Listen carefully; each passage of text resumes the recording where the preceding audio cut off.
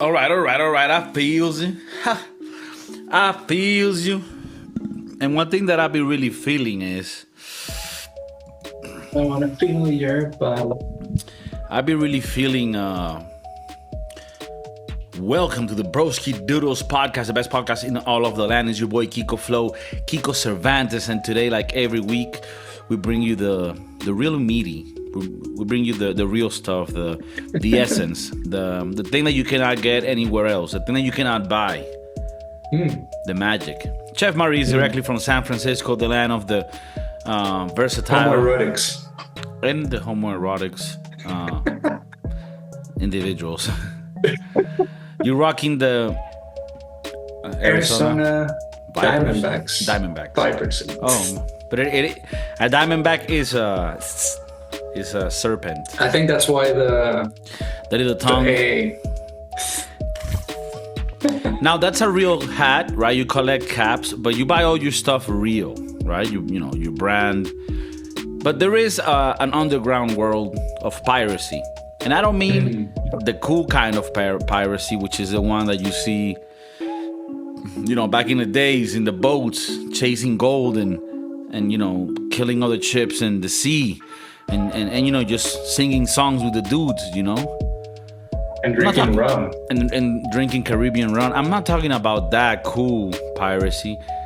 I'm talking about the one where people take intellectual property. Well, I wouldn't say steal, because people have, they make a differentiation between the two. Like stealing and taking intellectual art. Yeah, you could argue that it is stealing. But the question that I wanted to ask, has piracy, in the sense of, distributing digital content without paying for it, does that hurt the industry or does it help it? Because, contrary to popular belief, there are some benefits to the actual content being pirated because it gets out there, Like me as a musician, I kind of wouldn't mind it to get pirated. The thing is, nobody wants to pirate my music, Maybe they can pirate the podcast. But I mean, like everybody knows, you can get this podcast and my music pirated, or you can go to kikocervantes.com and you can get it legally there for free, or in any platform that exists. I was going to say, you can get it for free on YouTube, actually. That's so it's true. not, is it piracy? I don't think so. No, it isn't. But I'm saying, even if you wanted to, you could. Yeah. But, there's still some piracy that exists in the form of movies and shows. Does that help that, Or you were talking to me the other day in the green room about counterfeit, items of fashion, like purses and what else, like shirts and things. Yeah, and one of the things I saw a lot in Spain are the counterfeited soccer jerseys. Right. In Europe, it's big. In Europe. When you go to Plaza Mayor, they have this big, or a lot of the stores, when you bring back a gift for your friends, souvenirs. And they have a lot of those jerseys. They have the same color, maybe the Adidas ones, instead of having 3 stripes, they have 2. And instead of having the logo, they have the initials of the team. Mm-hmm. And sometimes they even have players' names. And one of the things I love, just because of the variety of it, it's like when you go to the park or the train, they have some of these dudes have the jerseys with the names, and you can choose colors. Oh, on this player's name. They have a variety of stuff. So what would you say, not just the fact that they're cheaper because, they're counterfeit, but you also get even more options than if you went to the real store.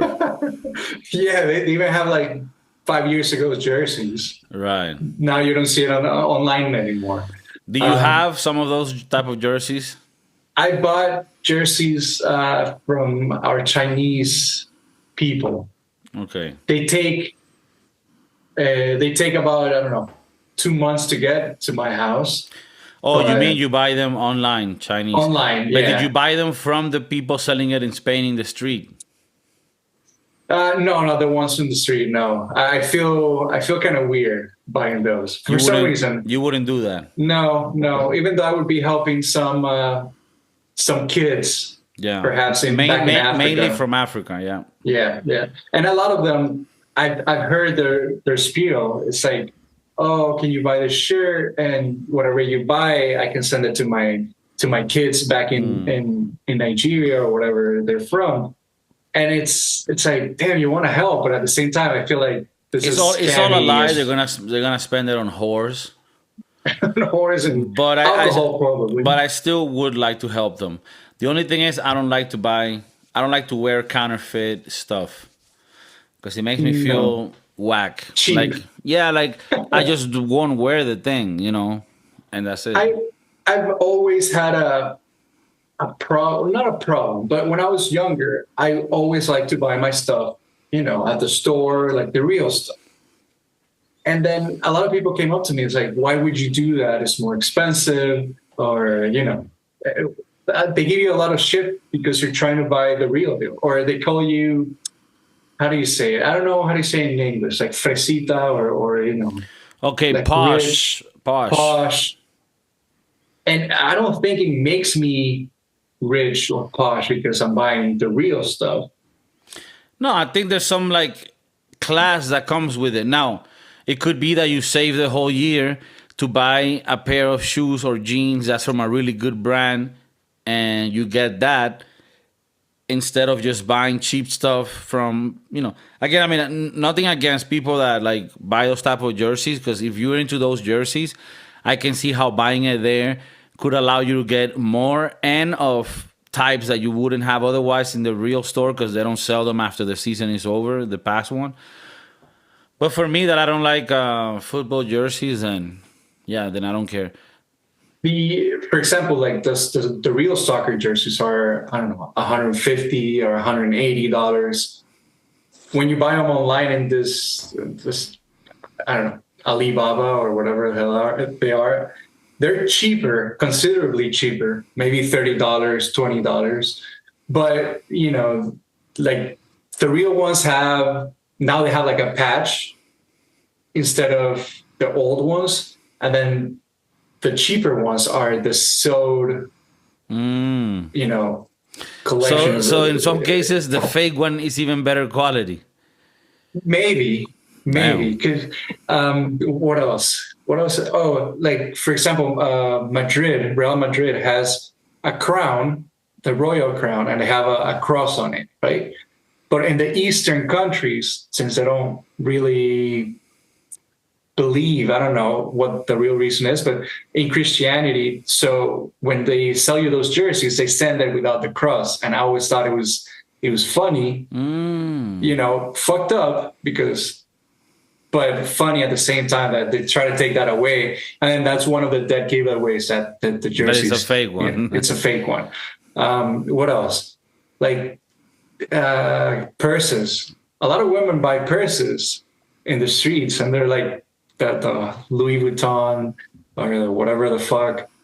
And you see other girls eyeing the purses, and they're like, oh no, that shit is cheap. They can see it from afar.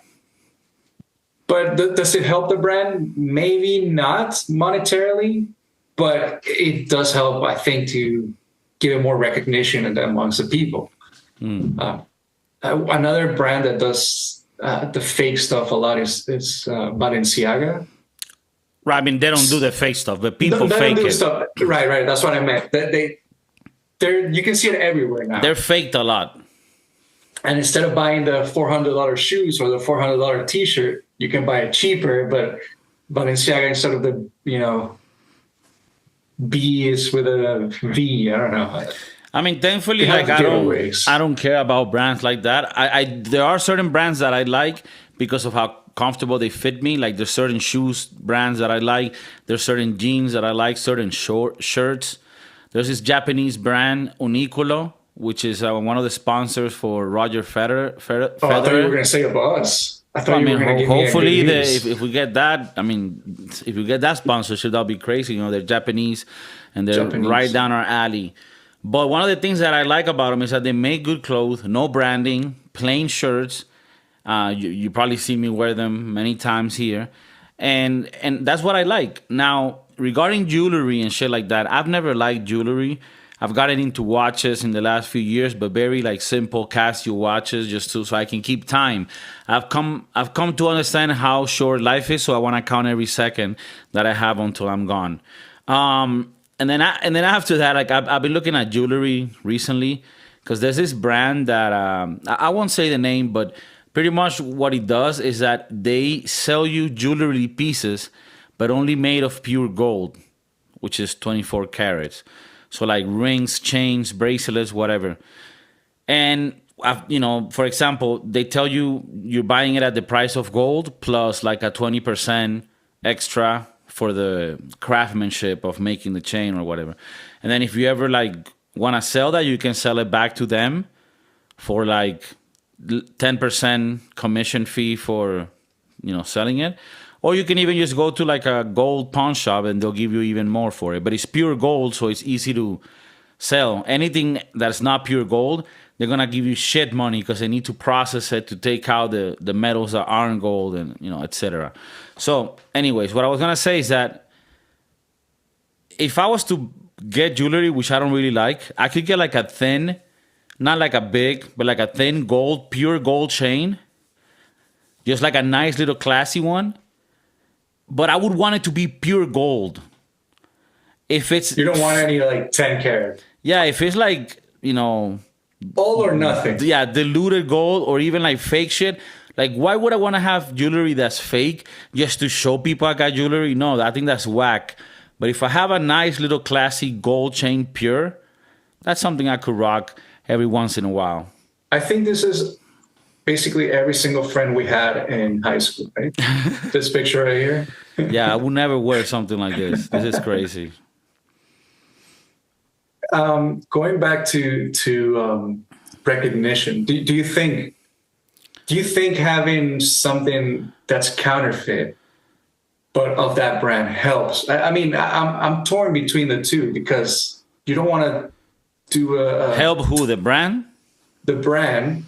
By showing up, okay, you have a $20 Balenciaga t-shirt, but now it's accessible for everyone, and your brand is going to be, in more places. I was looking at a documentary, and maybe I'm making this up. It could be that I'm totally making this up, but I think I heard in a documentary something where it said that even the brands that make these purses, the Balenciagas or whatever, they also make purses that are fake, quote unquote, and then they give it to other people to sell as fake, but they're very similar.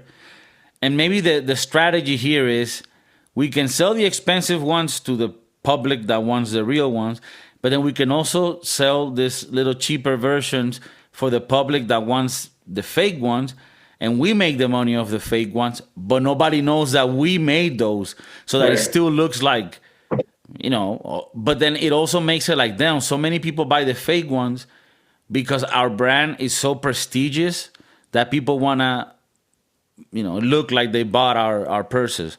So I can see how they could be doing both markets at the same time and being sneaky about it. What about movies? We always like to talk about movies and music and TV shows. When we grew up, or where we grew up, there were a lot of piracy. Right. Maybe you and I could afford a ticket to go to the movies, but somewhere in living in the slums perhaps can't go to the movies or as much as we did, or they can't afford or just for buy reason. DVDs and stuff. And I'm gonna be honest. In my youth, I bought a bunch of the movies to bring back to the United States, of the pirate movies that hadn't even hit the movie theater. And I have been watching those. I mean, go ahead. No, first of all, shame on you. And second of all, I guess the question was, does this hurt the movie or help them? I think it helps. I think it depends. Like, for example, there's certain shows, like, for example, It's Always Sunny in Philadelphia, that is not available in certain countries for whatever reason, because there's like licensing contracts and shit. And sometimes they're only available on one streamer, and that streamer it's not available in certain countries. So the only way other people can see it in certain countries is by pirating it. Now you could say, damn, that's fucked up because they're not paying for it. But one, you're not giving them the option to pay for it. And two, now those people are your fans and you can sell them future stuff because they're going to love whatever you come out with. So as a musician, the way that I look at it is any way that people can listen to me more, even if they don't pay for the music, it's like I don't mind it. Because at the end, what I want is that to translate into you going to one of my shows in the future. Right. In the case of somebody making a show or a movie, I guess, okay, you discovered this show and you watched it and you wouldn't have otherwise watched it because it wasn't available to you through any of the streamers. But now because of this, next year when I come out with a movie, you're going to go to the theater and watch it because you had such a great experience. Another way you can look at it for this is I listen to a lot of authors and thinkers in YouTube that are writers, right, of books. And I listen to hours and hours and hours of their lectures or their interviews for free. And then it comes to a point where I've enjoyed so much what they've done that now I want to buy the book to read it and learn more, but also to support you for all the things that I gave you. And I think this podcast could work that way, and many do, where we're giving you first the free stuff. All of this free stuff, and then you can decide to pay for certain extra things to help us, but that's just a little bit of it, and I think that's a nice way to do it. Like you give a lot of stuff for free, and then you pay for a little bit once you're ready for that. Once you feel ready to give us your your dollar, euro, Russian rupee, the yen. The yen. I hear the yen is doing well these days. I don't know. I think for artists who are not as big or big at all, I think it's a nice way to kind of put your foot out there. Put your first foot out there, have people listen to you for free. I remember when you were younger, you would give away free CDs so people could hear you, but you don't have to give your whole catalog. You can give 3 songs, 4 songs. And that's how you get people to start investing in you, going into your shows, following you in the socials or whatnot. So that's a very interesting debate that we're having, because can it help you? Yeah. But can it hurt you? It can hurt. It definitely hurts if people aren't. It depends, right? If you're a musician, I think your money should come mainly from shows, right? But if you're like a movie maker, your money comes from people paying the ticket to watch it. So if they watch it pirated, then obviously you're losing money there. How many pirate DVDs did you buy that when you put it on the DVD player, you saw somebody holding a camcorder, and then you see people like walking around and talking? I've heard of those things, but I've never experienced it because I've never partaking in any form of piracy, digital or physical. But I have heard that people would buy movies that were being literally filmed in the movie theater. Mm-hmm. And you know what's crazy? That at that time, you were just so happy to see the movie. I hear people tell me in their stories that you would actually watch a movie like that. Like how crazy it is. Like I would never in a million years watch a movie that's all fucked with people standing up in the movie theaters. And I remember when I was younger and we would drive from our house to the beach in Venezuela, that whenever there was traffic, you would see the people selling the fake CDs. And then they would be like, all right, I'll sell it to you for $1. And you're like, how do I know this shit is, you're not stealing or robbing from me? They're like, no, play it loud. So, it's a good quality machine that I used, and then you can pay. So some people would give you that ability of trying the music, that for people that are a little bit confused about this, like in Venezuela, you would have people in the streets selling you CDs of music, but then it would be shitty or it won't even work. So I guess what Mauricio is saying is that there were people that would actually tell you, okay, look, put it real quick in your car, test it. Your CD player. Yeah, and your CD player, test it. It sounds great, or I pay me. And once you go like through, because you gotta go through all the songs. Like you hear a little bit of each song to know that they're playing right. But sometimes they would give you, I don't know, like a rock CD, but then at the end there's like a Vallenato. Yeah, correct.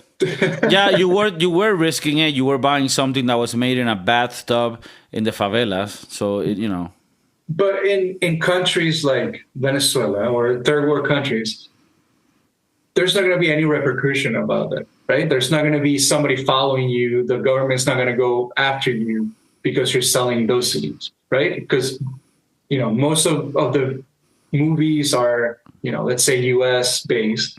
In the US, they have a very serious crime after us. So if you're doing piracy, they can actually get you. But if you're doing piracy in other countries, they might send you a ticket.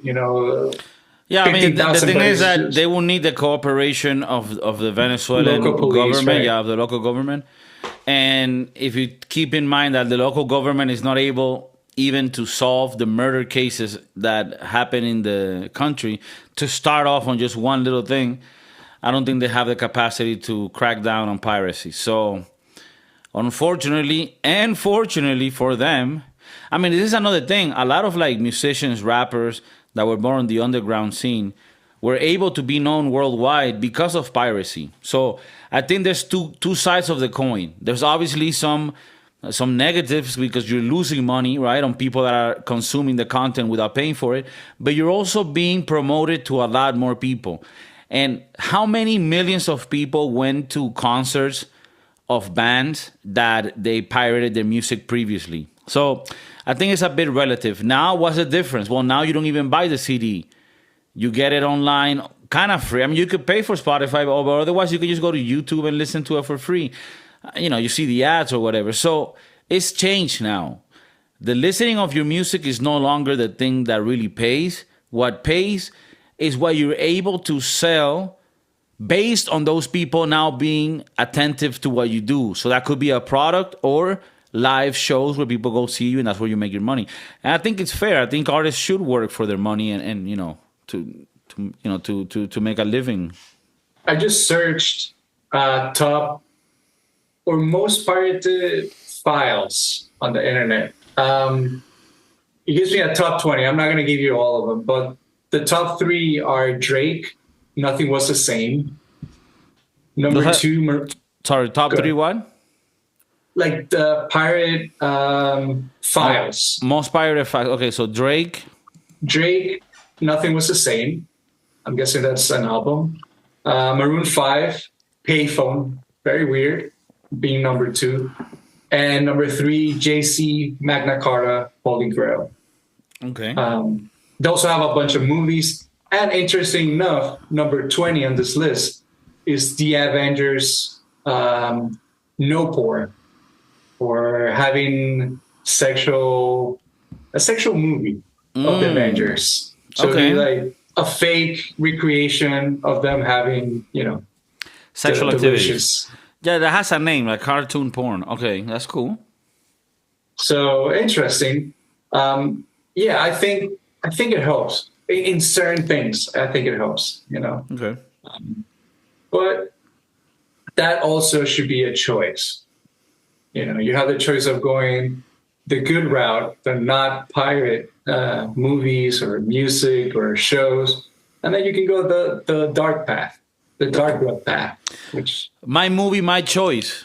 My Movie, My Choice. I like that one. Hashtag. But I was telling you before that, for example, the soccer league in Spain had like this anti-piracy thing that they've been handing out tickets to IP users for piracy in soccer games. Oh, okay, right. And I think Spain has one of the most expensive packages to watch their soccer leagues in Europe. So like in the UK have, $50, but my understanding is that in Spain, they have 3 different,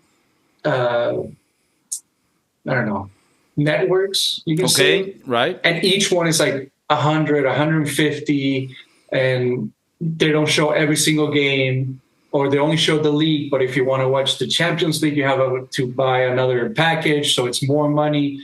So Spain is like cracking down on the piracy, but at the same time, they're trying to make a shitload of money from the product.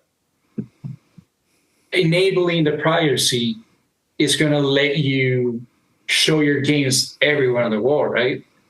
Like I used to have ESPN here, and I used to pay $120. It showed me the Spain games, but it also gave me a variety of stuff. Right. You know, baseball, soccer, football.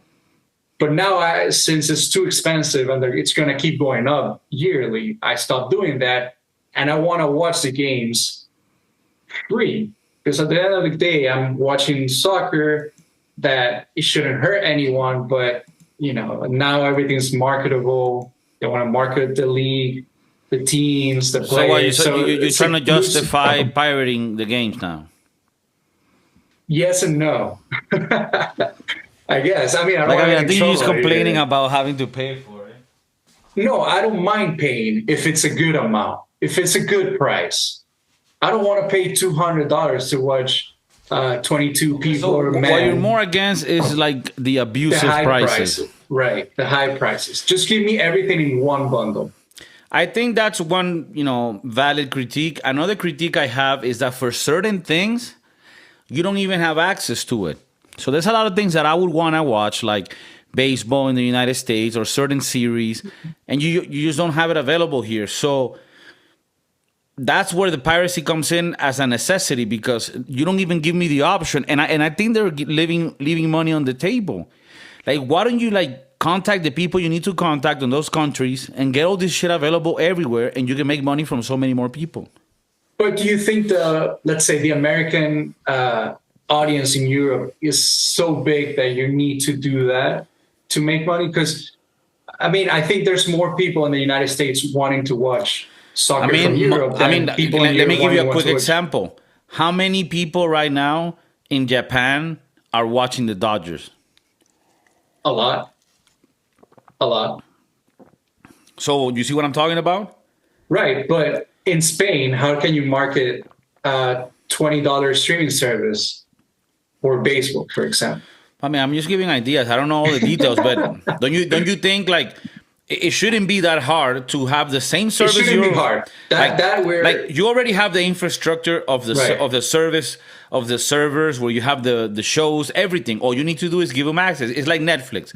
Netflix is available in the United States. To be available in other countries, they just need to do little changes. Like, they already have the main thing. So what I'm trying to say is that they're leaving money on the table. There's so many people living elsewhere. How many Americans now don't, live in Spain and so on? What about, how do you feel about the geo tagging thing? Like, you can't watch stuff just because you're out of that country. Like, I can't watch certain videos on Twitter about soccer in Spain because they're copyrighted. Yeah, I hate that shit too. It happens the other way around too. If you want to market this stuff, why don't you make it available for everyone? And it's always for bureaucratic bullshit. I bet they'll be happy to have it make money over there, but they probably don't have the deals with the advertisement that will appear on that video. So just for that dumb reason, it's not available, when they could just make that talk and set it up so that it works. One of the things I was saying before is how the league wants to market their sport, right? But they make it very hard for us outside of Spain to kind of watch those videos. But in the other hand, the NBA, the MLB, NFL, they make those videos available worldwide. Not the whole game, but short clips of an amazing play or, the end of the game or whatnot. But they make it available right away for everybody in the world to see it and make it available for everyone. Mm-hmm. So in certain countries, they're doing that and it helps. But then other countries are very close-minded. Like you said, maybe they don't have the rights for certain sponsorships or whatnot. But why don't we just talk to the right people? Maybe Jeffrey Bezos can help us with that. Jeffrey Bezos? Did you just say Jeffrey Bezos? Yeah. We need to Mr. speak Bezos. we need to speak to little Jeffrey and have him fucking fix it up. No, but I think that's coming. The world is becoming more globalized, and I think that very good things are coming. The other day I was telling like a friend like, oh, the year ending. We're now in a new year. And, I really hope things are better this year because the last few years have been a bit hard, for a lot of people, crisis and stuff. And they were like, well, I mean, no, it's actually been good for me. And I'm like, all right, then go fuck yourself. So to me, I was thinking a lot of people were going through things, but maybe it was just me. But I have a feeling that this year is going to be a good one. And I don't want to try to sound like like an older uncle, just, talking some nonsense white stuff. But I do think this year is promising. I feel it in my guts. You have a tingling sensation down Yeah, there? it's like one of those tingling sensations in that area between your little ballskis and your exit hole.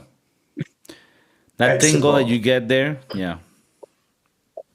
Usually you get a tingling in your exit hole after food that you. I'm trying to make a segue and I can't fucking do it. I'm not the best at it. I'm not the best. Help you. No. Anyways, I wanted to comment about the top cuisines in the world. Okay. And I don't know how you feel about certain cuisines and what makes it popular amongst the people. Maybe we can pirate certain cuisines, which I think you already do. Like Japanese cuisine is very pirated. Oh, okay? So you think like a lot of people take inspiration from them? Yeah, like the rolls, the sushi rolls that they sell to you. That's more Americanized or more Westernized. Right. That's not the real Japanese sushi that they eat over there. Taco Bell is, you can call it they pirated Mexican food. Right, but we've talked about this, like when they talk about like appropriation. I'm not sure how I feel about, appropriation in this scenario. But yeah. But maybe because like at the end of the day, you're a chef. Don't you think that part of what makes food great is that people dare to discover and combine things? No? Yes. Okay. Sorry, I was trying to think. Yes, but at the same time, you want to also have the authentic feel of it. No, I don't know. Taco Bell is not very authentic. Actually, they don't have any Taco Bells in Mexico. Okay. So whenever they say like, "Oh, authentic Mexican burritos," they're not really authentic or Mexican. Yeah, but I don't mind the mixing. Like, for example, pizza, right? They put pineapple in ham and call it Hawaiian, and they say that that's not real. It's real to me, goddammit, and I love it. Is that a bad thing? Is that stealing? Is that pirating food? Now, is Hawaiian pizza Hawaiian? It isn't, but that's what they call it. But do they call it Hawaiian pizza just because they have pineapples? That's fucked up. You think that's a little racist? Look, Hawaiian pizza is real, and it originated in Canada. This is a world of fucked up right here. It's pizza, right, from Italy. Okay.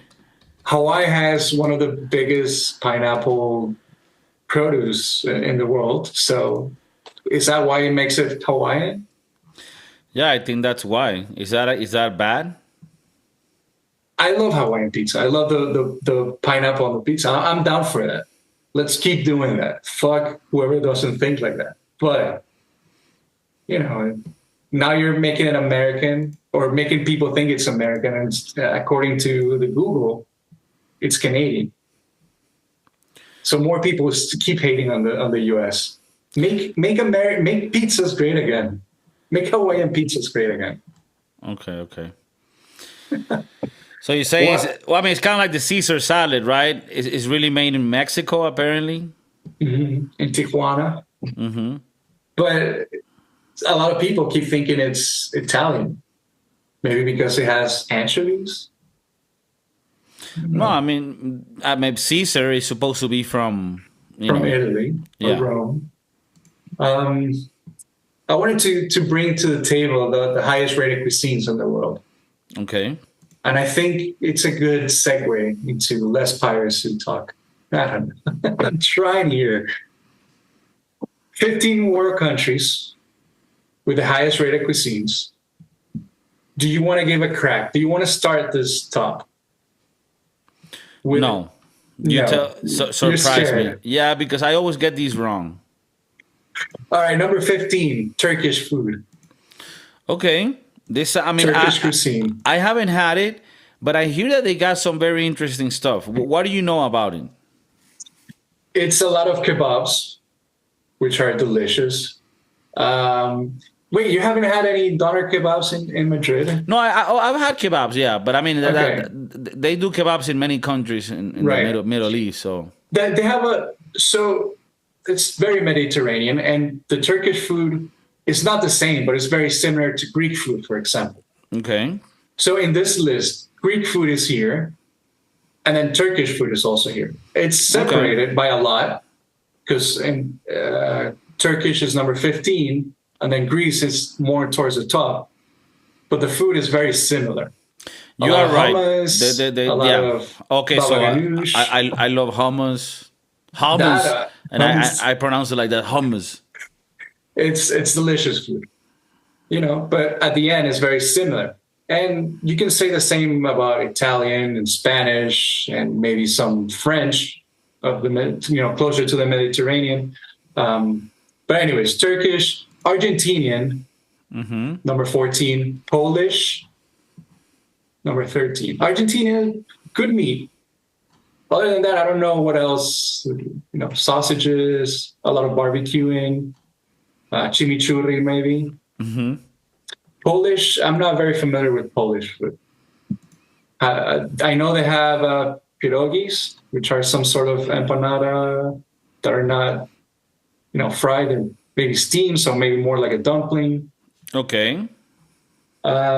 Brazil, it's also in this list. I haven't really had a lot of Brazilian food, other than pão de queijo.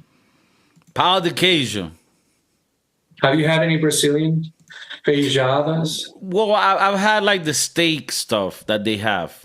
Picanha, I guess. Yeah, that's more of what I've had. But that's the name of a cut of meat, right? But other countries have maybe the same cut, just with a different name. That could be a thing. Yeah, I mean that is true, but the style of them serving you steak while you're sitting and they just keep to your table, that's something that I don't know if I guess Argentinians have like a similar one, but not really. What about Indian food?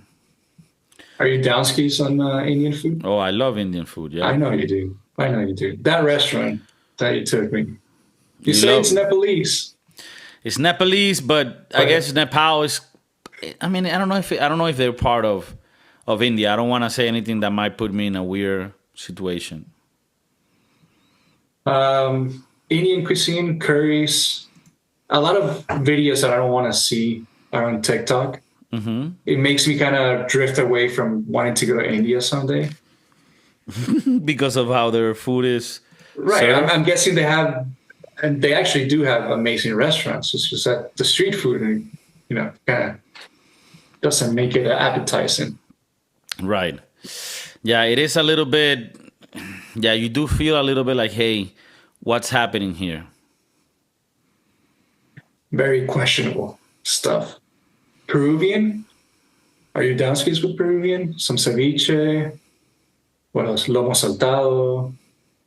I like the Peruvian, although not everything. They do have a lot of things that are a little bit weirder. Like cuy, but I think that's more Ecuadorian. You know what cuy is? It's this little animal that looks like a small rat or a bigger rat. No, I don't know that one. They grill that a lot. But I don't know if it's Peru or Ecuador or maybe both.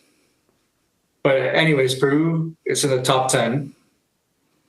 This one is a little controversial to me. This one would be more the top, but Spanish food is number 9. Okay. Highest rated cuisines. Spanish is number 9. I don't know. A lot of tortilla and paellas. Remember, this rating has to do a lot with like the freshness of their food and where they're getting the products. So Right. Spanish, French, they're actually tied. French and Spanish are tied for 9. How so? Well, remember that they're basing this on the products and the dishes, and whoever had the best dishes is rated just a tiny bit above the next one. Okay. But according to this, they're both 4.55. Both Okay. French and Spanish. So Spain is in what position? 9. Okay. You can say French is 8, but they have the same rating. It's just that maybe one dish took over this list. Okay. And it's a top 10? Top 15. Okay, I think the 10 is where we're at. So what's the next one on our list? So we had Peruvian, Spanish, French, and then Mexican. Top 7. Indonesian. I've never had Indonesian food before. At least I don't think so. Yeah, I mean, I don't. I think it might be similar to like Thailand, Vietnamese, or maybe not. I've worked with the Indonesian people, but I don't think I've had their cuisine. So you've worked with them, but you haven't had their cuisine. Correct. You haven't gone out with them to get something. No, I have not. Okay. Maybe someday. Maybe we gotta go to Bali or something. Well, I mean, we could just go to a restaurant that sells that type of that too. that food. That way, we don't have to, put ourselves in dangerous way.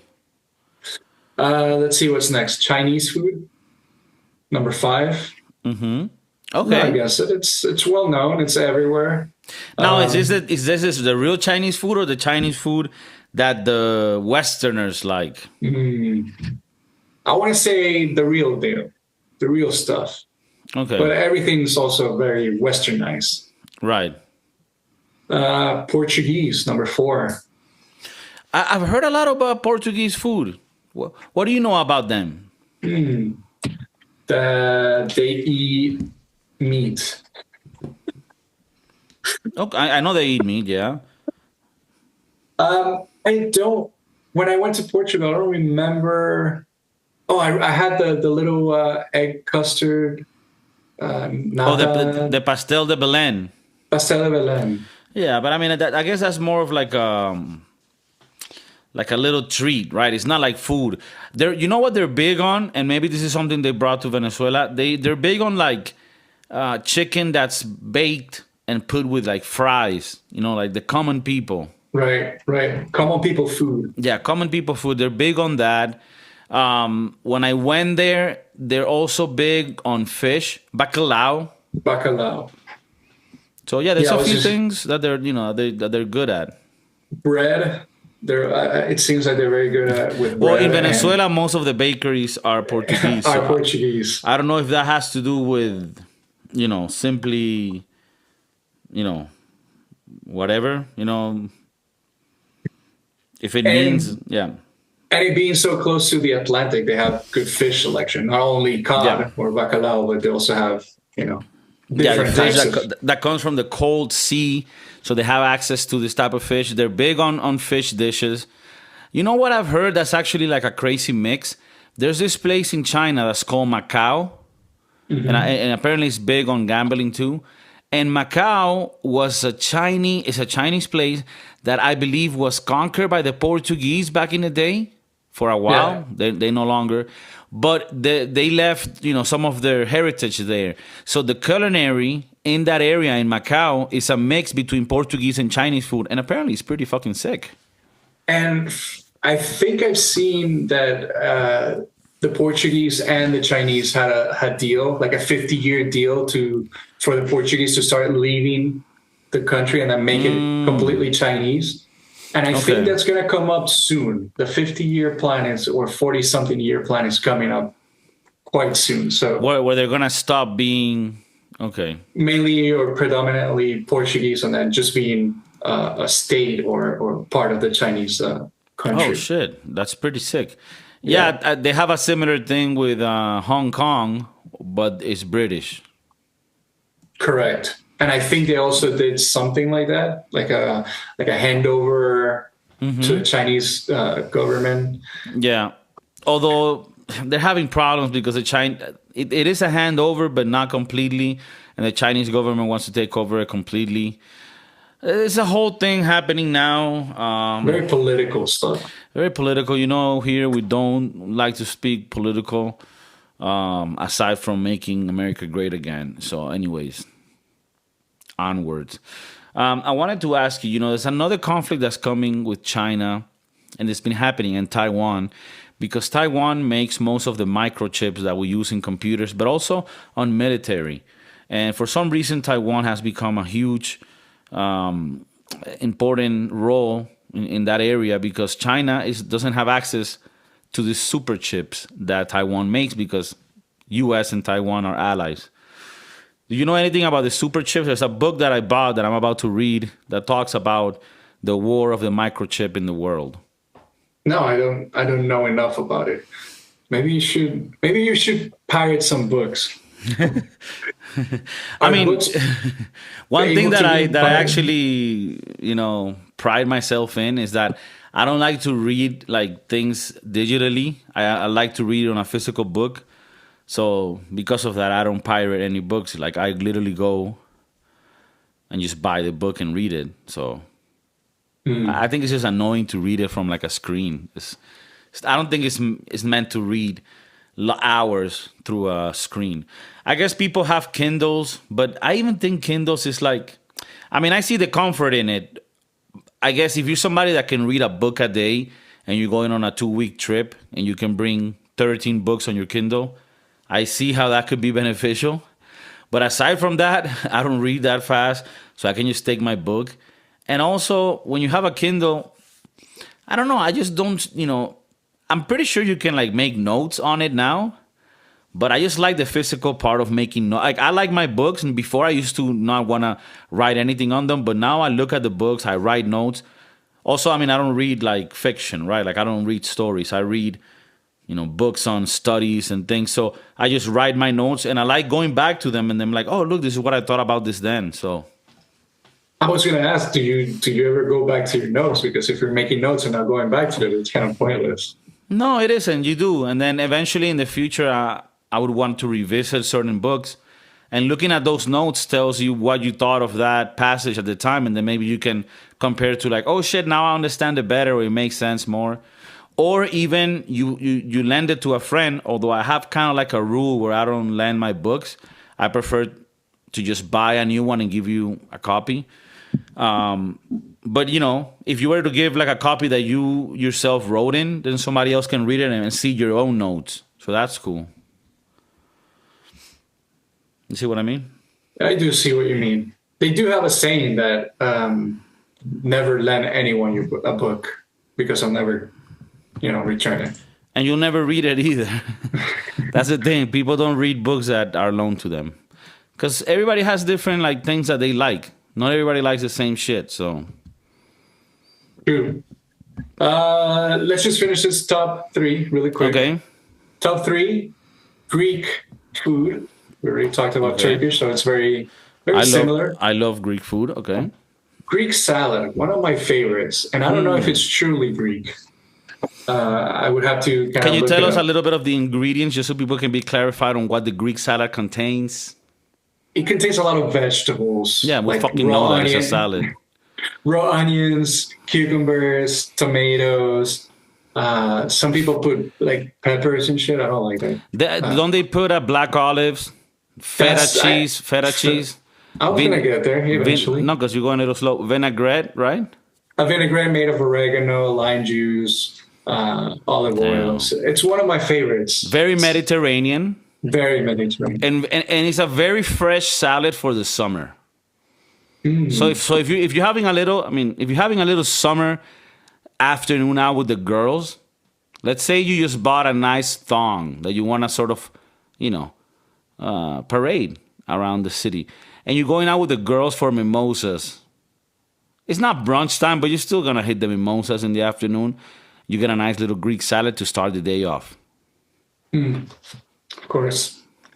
Make it light on yourself. Make it light. Maybe that night you're going out with Mikey. You don't want to be too heavy when it comes to the, thumping and bumping. What else? What else? All right, number 2 and number 1 are tied. Oh, shit. But number 1 got a little bit of an edge. Again, I don't know why, but certain dish, I'm guessing. So number 2 is Japanese. Oof, I love Japanese food.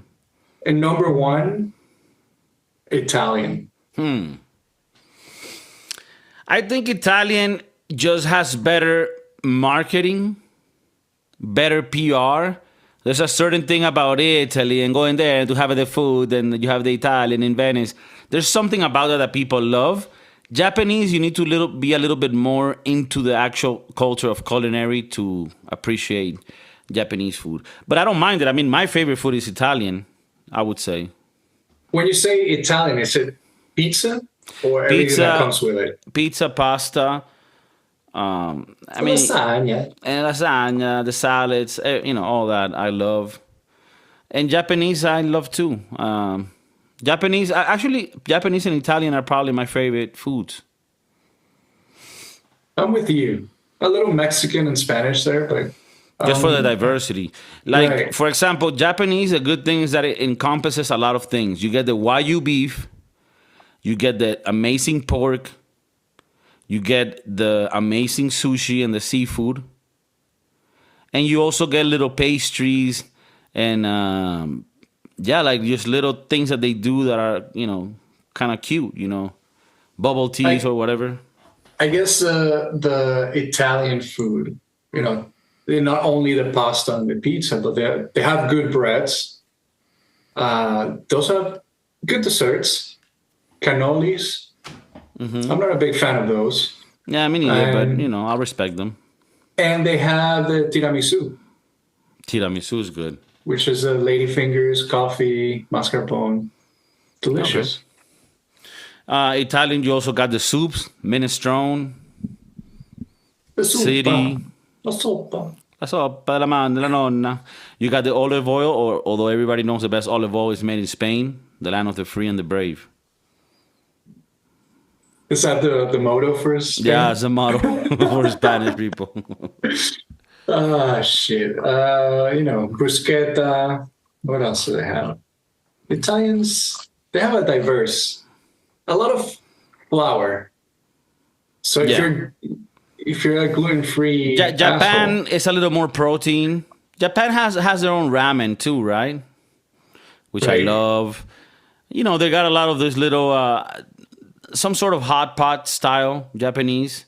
They got their barbecue, Japanese barbecue, where they put a little grill in the middle and then they bring the steaks and you put them in. They have also the marbled pork loin that they make. So with the Japanese, you're getting to a lot of things at the same time. You won't be getting bored. And you have the sake to wash it all down with a little liquor made of rice. Or the Japanese whiskey now. The Japanese whiskey, which is getting a little bit of notoriety. However, I tasted, I think it's Santoru whiskey. I didn't like it. I think it was 12 or 8 years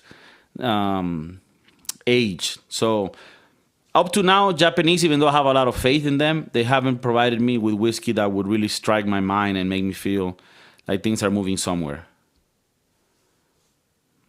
One of my favorite Italian dishes, tortellini al brodo.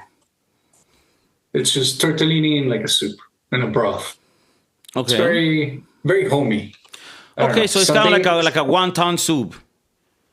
There you go. By an Italian. I get it. Right. No, I get it and I love it. Tortellini in brodo. Very, I don't know. It makes you feel at home. Makes you feel like grandma. It's still alive. La nonna. What? La nonna. La nonna's coming back from, the other side. No, it happens. I think foods can make you remember people. And some foods can bring back memories. Sometimes I still like to eat Taco Bell just to remember how I used to shit when I was 17. a lot of these countries have very good produce, very True. good food, very good drinks. So I think it was a good top list, but it's just the usual suspects, right? Italian, Japanese, although take into Chinese. account that a lot of these top lists are usually bad and they suck, this one came out to be decent. So at least that.